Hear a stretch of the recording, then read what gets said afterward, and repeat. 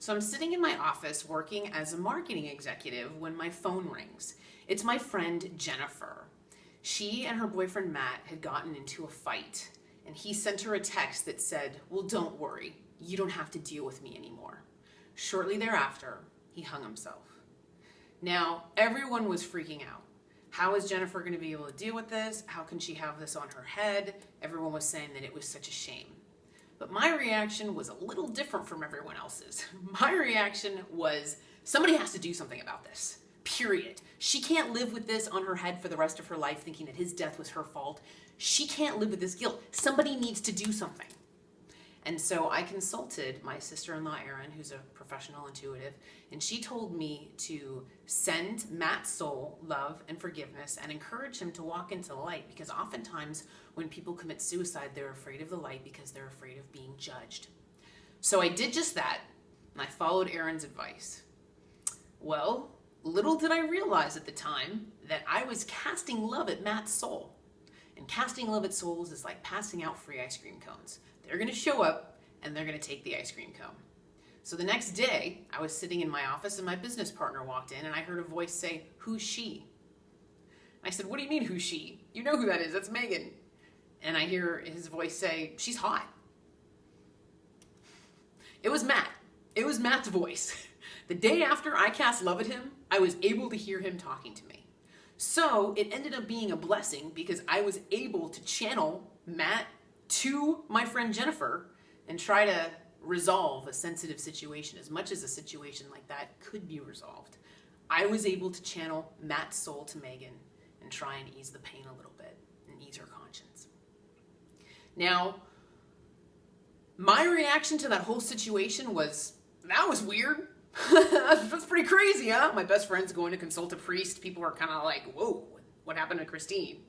I'm like, that was weird. Let's move on. Let's move on. Yeah, okay. Yeah, love you. Love you, shmove you. But the other side had a different idea. They approached me and said, "Hey, Christine, did you ever wonder why your reaction was so much stronger than everybody else's? Did you ever wonder why you sitting there saying, somebody needs to do something about this, was a little different from everybody else?" It's because it's your heart. It's your passion. It's your life purpose to give a voice to the other side. This is what you're supposed to be doing with your life. You're not supposed to be a marketing executive.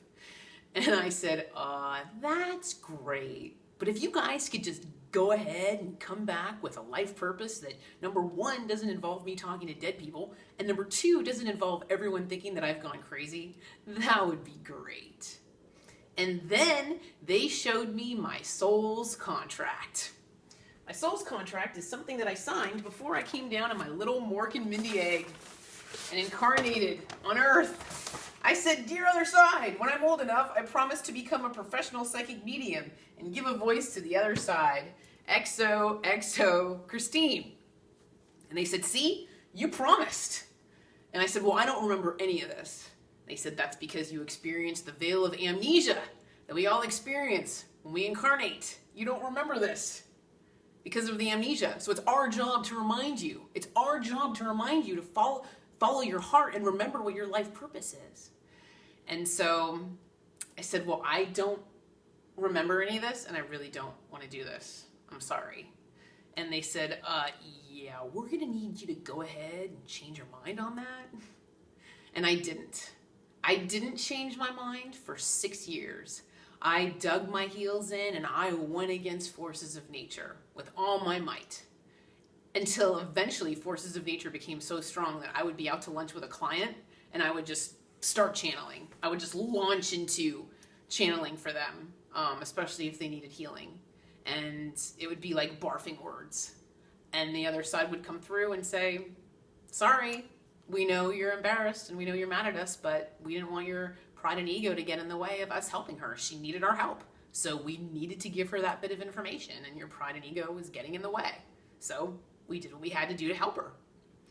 So the other side got to a point where they made sure I end up my end of the deal.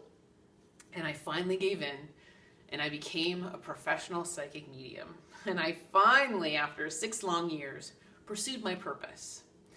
Little did I realize that I would have a higher level of existence and be happier pursuing my purpose. So, what's my advice from all this? Don't make the same mistake I did. Don't fight forces of nature. Just go with the flow. The other side has your highest good and everyone else's highest good in mind. Because who can see your soul better? They can.